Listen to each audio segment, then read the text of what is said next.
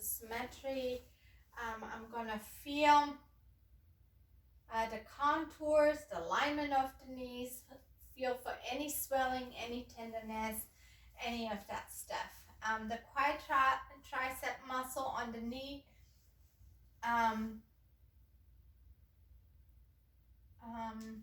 is here for the range of motion. So we're palpating the infrapatellar space down here, up here, the medial and lateral epicondyles, medial and lateral margin of the tibial plateau, right down here, and on both sides. So this is the lateral side, condyles, plateau down here, and also the menisci down here. Okay, lateral, medial, menisci. We have a few tests we can do. If there's any swelling, it's called the bulge sign or Ballot sign over the patella. And again, it's mostly the bursa that get inflamed. Range of motion, we can do again, flexion and extension. So if you leg up and down, okay, up and down, perfect. And do it again, up and down, and the other one. Okay. Turn to your side, have your knees in front of you, lay down, bring your knees, bend your knees up, okay? So we're gonna do a few tests to assess for the MCL, medial crucial ligament. I am gonna just hold the knee out here and pull the legs like this. Okay, adduction is MCL and abduction is the various stress test, okay? Same on this side, abduction, adduction, okay? All right, draw it out like so.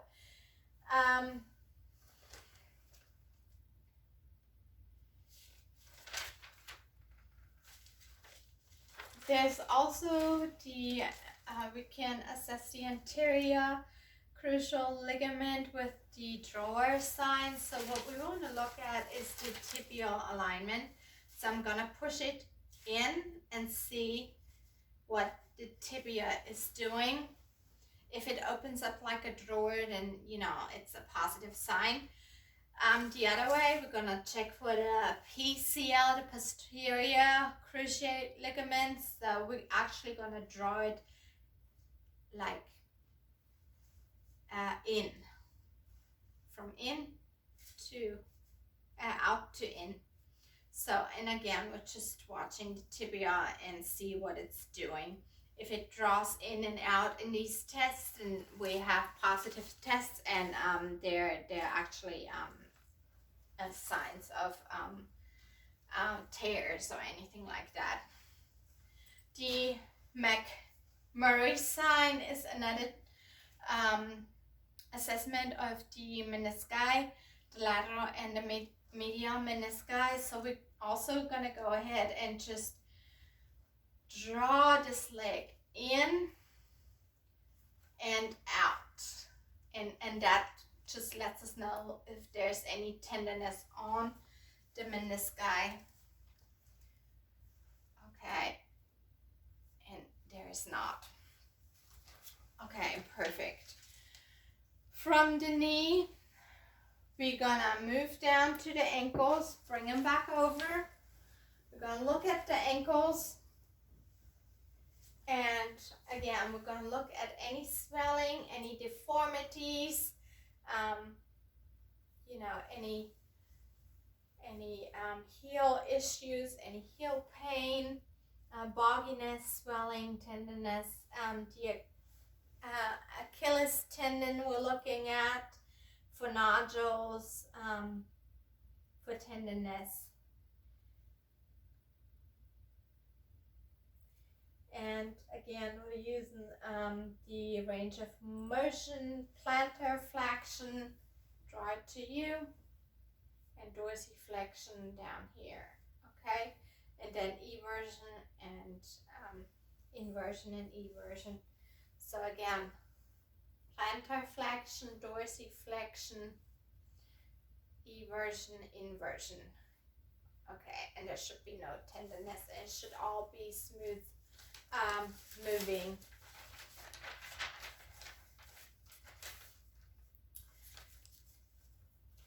All right, so after we assess all these range of motions, musculoskeletal areas, we can move on to the neuroassessment, and we did that in the other videos. So we're gonna go from the optic nerves. We're gonna assess the smell, again the eyes, the movement of the eyes, ocular movements. The other thing that we have not done yet is the sensation. I'm going to be touching it, and you say now when you can feel me. Now. Okay, and the acoustic test we did, glossopharyngeal test. So stick out your tongue, move it side to side. Movement is okay, up and down, everything is good. We assess for the trapezius and sternomastoid, so kind of draw your shoulders up against, okay, no issues, no pain, I'm good. Again, we're looking at strength, we're looking at bicep strength. So with the strength assessment, we rate 5 out of 5. I hold against, and you will not let me. So if I pull you, bicep, hold up like you're fighting, don't let me pull it down, okay, and push down, okay. We just hit on some of these since we did most of them in the other videos. We can do the Romberg test for cerebellar functioning. So stand up for a minute, hold your eyes closed, hold your arms out to the side, hold your arms up to the front. Yeah, I'm looking for any drifting, any swaying. Okay, open your eyes. She's doing fine. There are no issues. Cerebellar movements. You can sit back down. It's also finger to nose test. Go with your finger to your nose and then to my finger. Touch and go, touch and go. I'm going to move it. Perfect. And then also the rapid alternating tests. So see how fast you can flip pancakes on your knees. Okay, good. Good. All right, sensibility test. I can prick you somewhere and you tell me if you can feel it. Perfect, all over. The reflex tests, instead 5 out of 5, we usually rate the reflexes, a 2+. Again, if I had my reflex hammer, I would use the biceps, the triceps. I would just hit it. I would look for the knee jerk,